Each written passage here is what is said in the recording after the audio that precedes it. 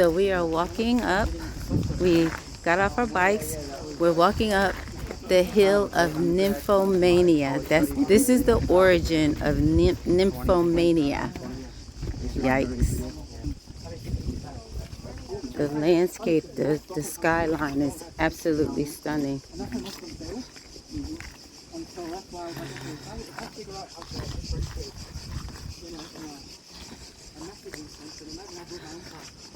I will get more skyline. I was riding trying to focus and pay attention to where I was.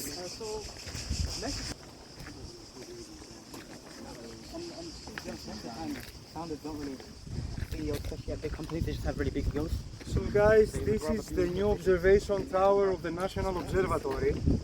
The main building, the main facility is right there, you see? Oh, the big one. This is the old telescope, used to be the telescope. But because of the pollution and the lights of Athens, they're watching the weather from up here. The stars and the planets and so on. They watch the weather from up here, not the stars and the planet. I know. Can you guys see over there? I'm gonna get some of that for us. So this is we rode our bikes to up here to Nymphomaniac Hill, and we're gonna do a 20-minute walking tour. Stay tuned. Guys, I didn't even get far. Look at that. Can you see that over there? I zoomed in for you. Look at all of that. Just beautiful. I zoomed in so you could take it in with our naked eye. We didn't need to zoom in. Oh, it's people walking over there. Oh, I want to go over there. It's people walking over there. Can you see? He'll tell us everything.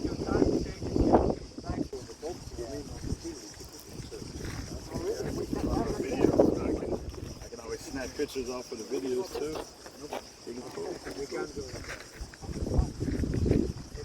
Center of Athens. Now the southern part is the coastline, and also the main port in Greece, Piraeus. Piraeus is the southern part of the sea. So the population in total in Athens is 4.2 million people. The center of the city is surrounded by mountains, three mountains actually, Ipos, Peteli, and Parnitha on the left. Oh, wow. Peteli is a mountain between those two hills. In the back, it's a very famous mountain in Greece because it has marble inside. Oh wow. Very beautiful, white, and very expensive marble. So all the quantity that they needed back then, 2,500 years ago, the ancient Athenians, in order to build all these monuments that you can see, they took it from Peteli.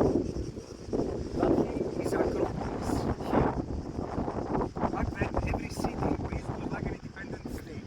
We called them city-states. And every city-state had an Acropolis, because they used to build their cities around the hill, just to be able to protect themselves from the enemies mostly coming from the sea. So the hill of Acropolis was always something like a fortress, at the same time a place for the believers to worship the gods. So the Acropolis of Athens. The main structure, the big one, is a temple. We call this temple nowadays Parthenon. Parthenon means Virgin Mary. But the temple was built in 447 BC. So back then we didn't have Christianity and Virgin Mary yet. We had the 12 gods of Olympus, our main gods. The temple was dedicated to the goddess Athena. She was one of the 12 gods of Olympus. She was the goddess of wisdom and also the goddess of the city. That's why we named our city from here. Athens, it's from Athena. Next to Acropolis Hill, you see that small thing with the people on the top? This is Mars Hill. Mars. Mars for the Romans, Ares for the Greeks, the god of war. Masiris. And Mars Hill was something like a supreme court for cosmic science back then. They say, guys, we don't know if it's true, but they say that if he accused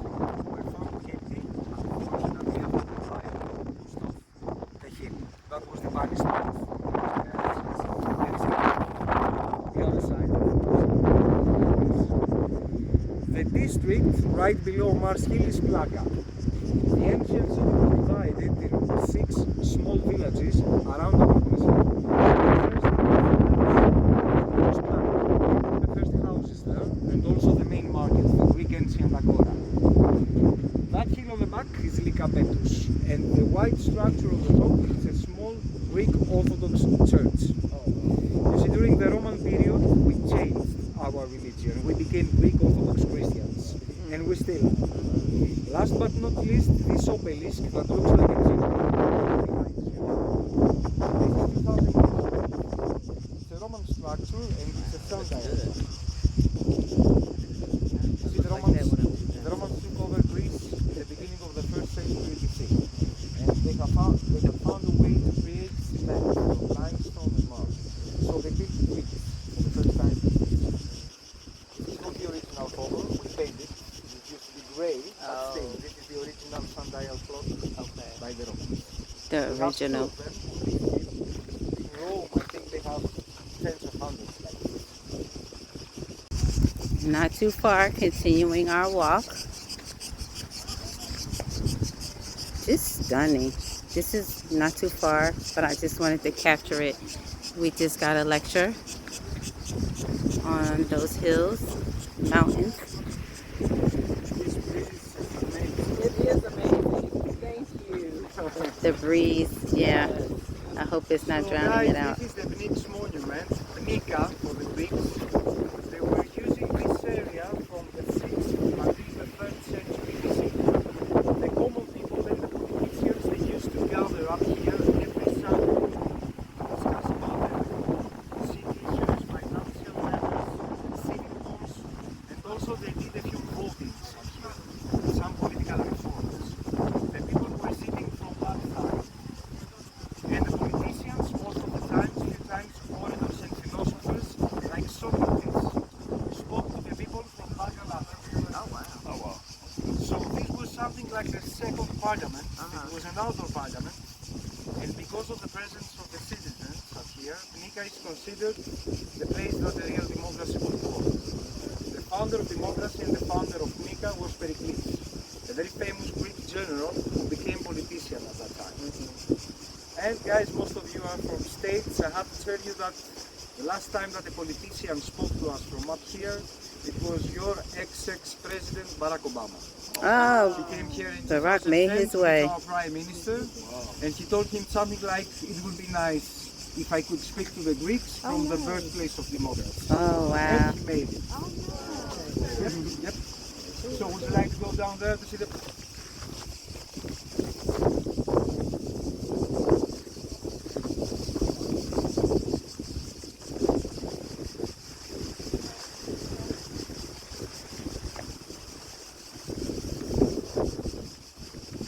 We're going to go down to where the politicians spoke to the people.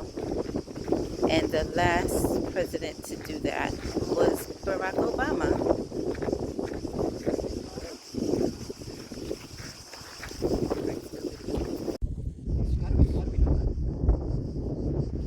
Historians, very historians. Who's in the audience? Who's in the audience? No, just the elite. So the politicians spoke here just to the elites in the audience. Yes. And this is the center of Athens. You mean, yes, the center of Athens was around Acropolis Hill. Yes, so Right. this is a part of the center of Athens. Right.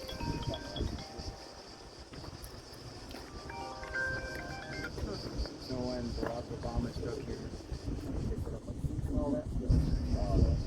Oh, that is cool. So when Barack Obama spoke here, like the ancient Greeks, politicians, you see when they left set up seats. here after the 3rd century, you see they took the functions from here and they moved to the Greek agora. And then this place was something like a holy ground. We're using this place for rituals for gods. You see, right there on the wall, these are small closets. They used to put small statues inside of gods.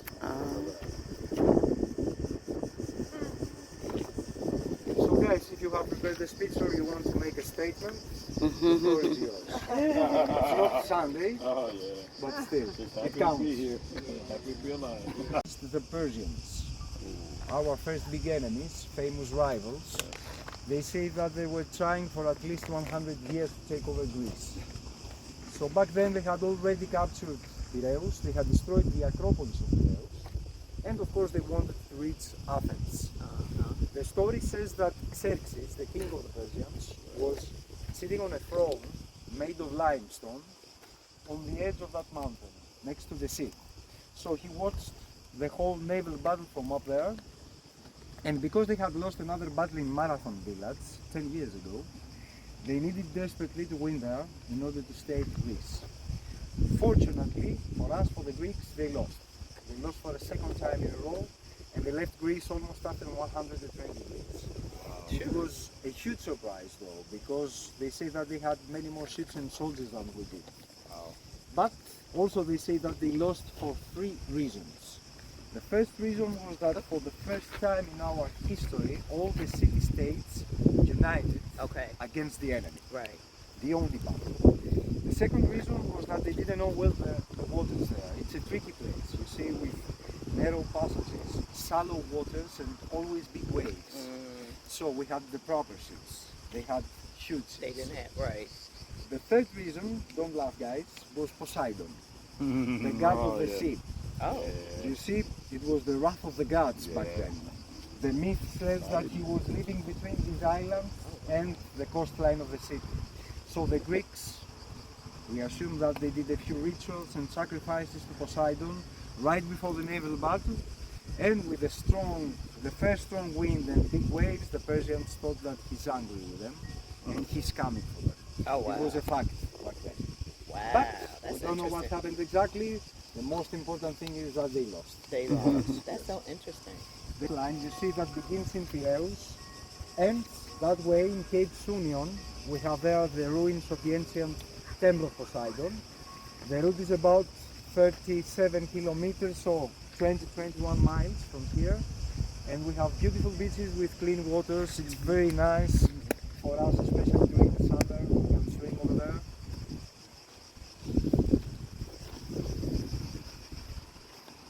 It's just beautiful. We're on our bikes. I'm gonna put it down real soon because I'm about to go down the hill. Say hi to Lisa. Hi. Okay, going down the hill. Bye guys. The Roman period, Herodes was a Greek political advisor of the Romans and an extremely rich businessman. He built this Roman amphitheater for concerts in 161 AD. The official story about this place is that Herodes built it as a tribute to his wife, because unfortunately she passed away 2 years after their marriage. But now I have to tell you the ugly truth, guys.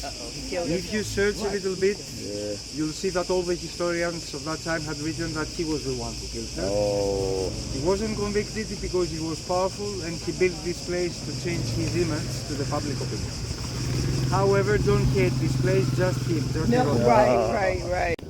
So this theater holds 5,000 people. You get a view of the sea with the lights of one of the monuments, and Sting was just performed here last month, which would have been July 2024. It's beautiful. So we're coming to take pictures, get these steps in there. So, photo opportunity. Bye. One more video for you guys. Wow. It's something to see these places in movies and, you know, remakes, but it's different when you're here in person. Here's one of the waterways. I'm wrong, but I thought it was water. I'm gonna go take a picture over here. As I told you, I love pancakes. The best, that's why I'm giving you this cake. The museum. You have pizza? Oh.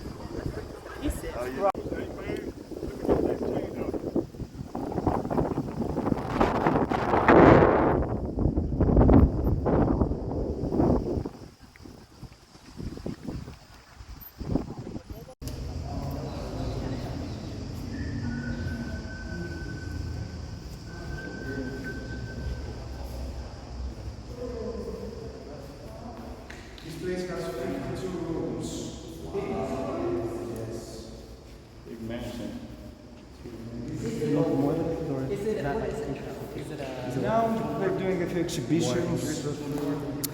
This is the original location of modern Olympics, 1890s.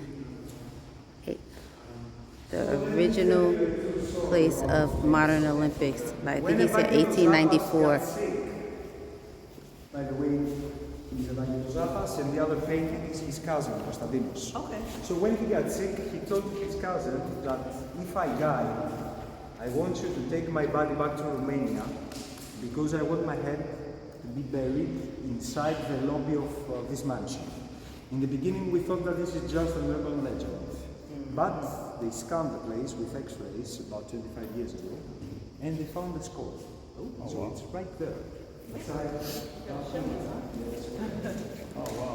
Where is it? It's Right there. Oh, right here? The sign says that Evangelos Zappa's head is right there. The skull is right Buried there. right here. Yep. Okay. It was a strange demand. Oh, wow. He wanted to be here and also back to Romania. So Oh, sorry.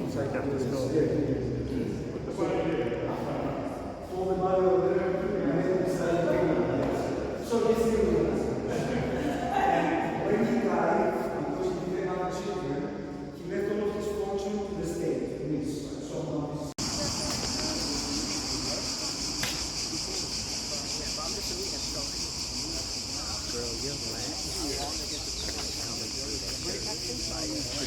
Guys, if you like, follow me. This is just the beginning of the thing. This is the beginning of the changing of the guard. So it's a man down there doing the same thing. A guardsman taking the same steps.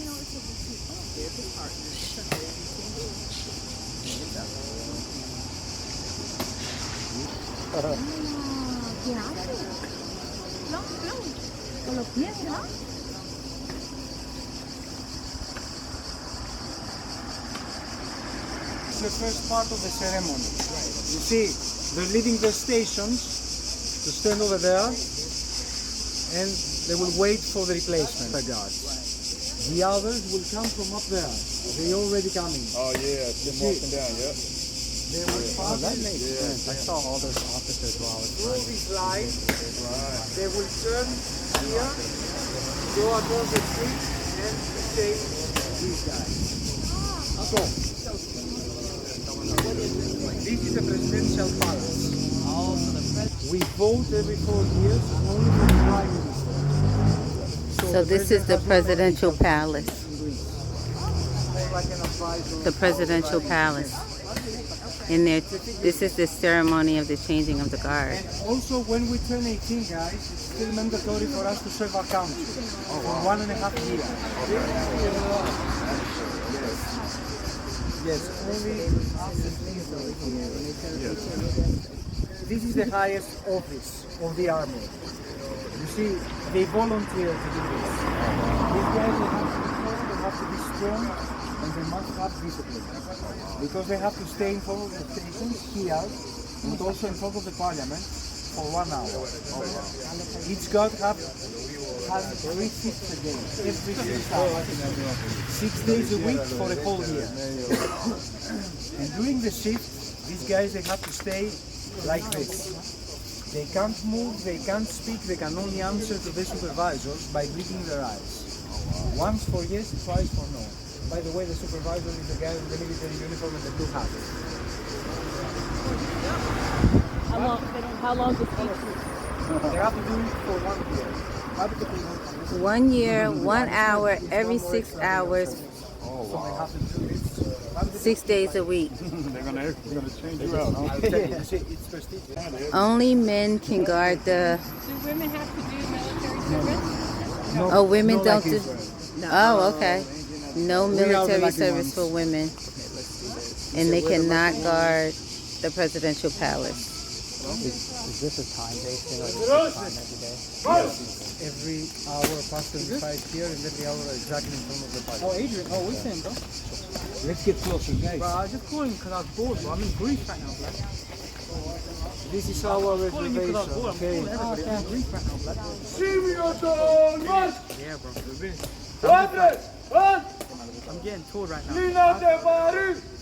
Yeah,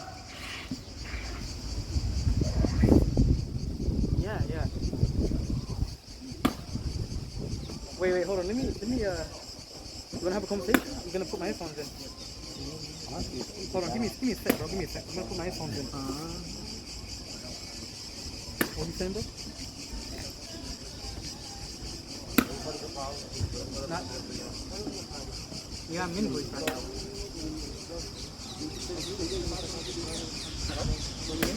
Yeah, thank you.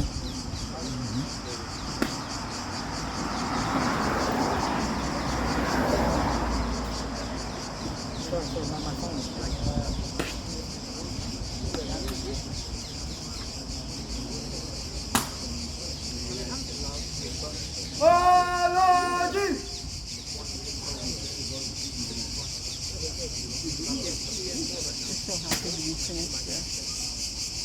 These two gentlemen are changing.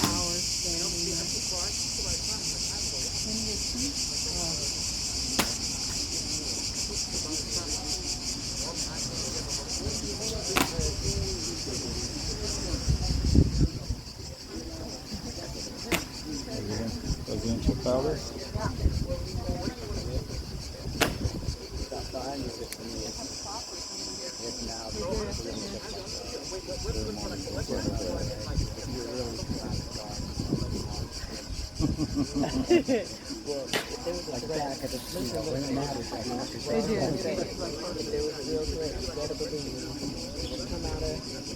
Right. Yeah, real They quick. would come out of character. It would be a whole different show.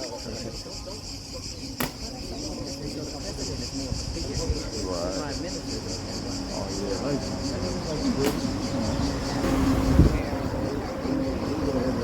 a very good figurehead. Like the president here is a figurehead. To the prime minister in England. So he timed this perfectly. Yes, he did. Yeah. Oh, it's huge ceremonial. It was huge. It was huge. It was massive. It was massive. Like we lost each other. You got everyone around the stage. It's so big. Why is she up there?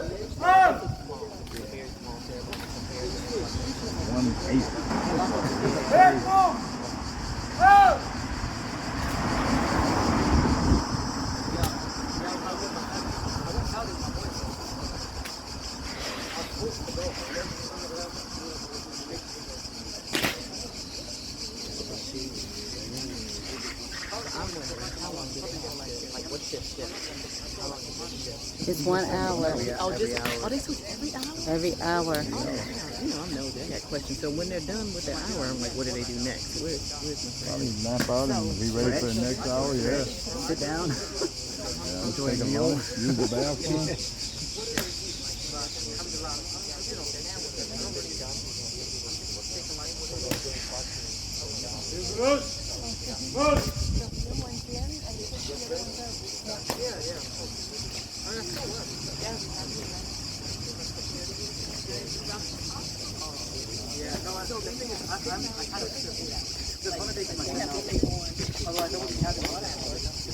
Oh, I'm sorry.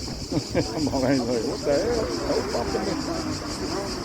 So now these two guys are going to separate guards, and they're going to go to their respective entries. Tell you what I learned. So their shifts are 1 hour. Right. They go back to camp. Right. They have to stay there 6 hours. Okay, so there they eat, they do whatever, and then they come back on shift for another hour, and then they switch shifts again, and then they go back to the camp for another 6 hours, and then they come back to the 18-hour day. Oh, wow.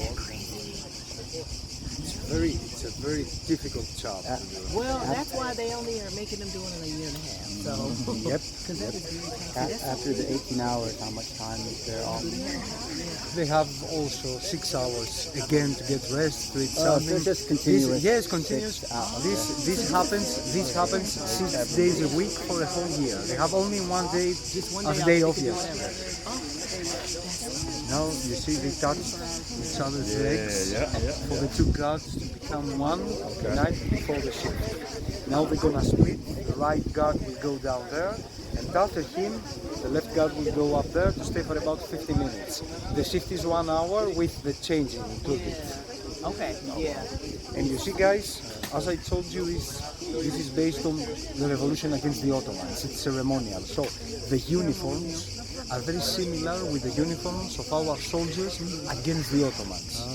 But they have a few symbolic things on the uniforms. For example, the red hat is for the blood of our dead soldiers. The black ponytail on the right, these are the black tears of the mothers of the dead soldiers. Okay. And these fluffy things in their shoes, you see the black, these they were on the top of the Ottomans, on the helmets. So during the changing, they have these two moves that they do very often. They do this.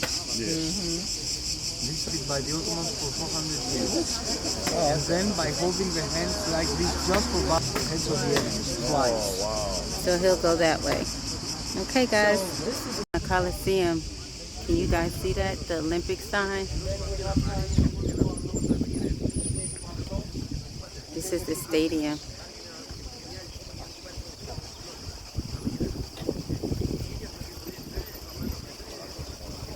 Let's go.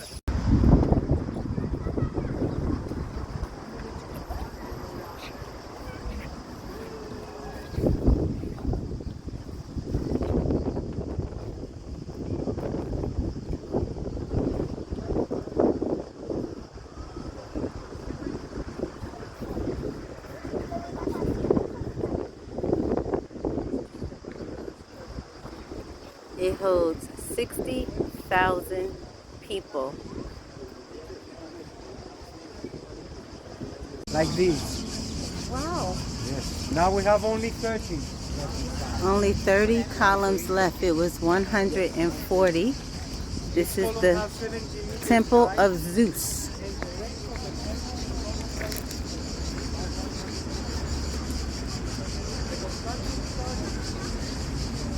Only 35 columns remain.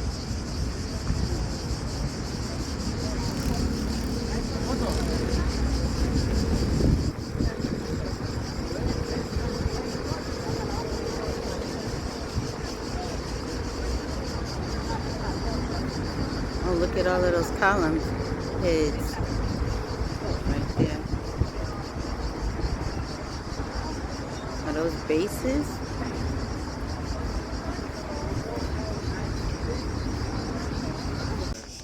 That's how we think. Wow.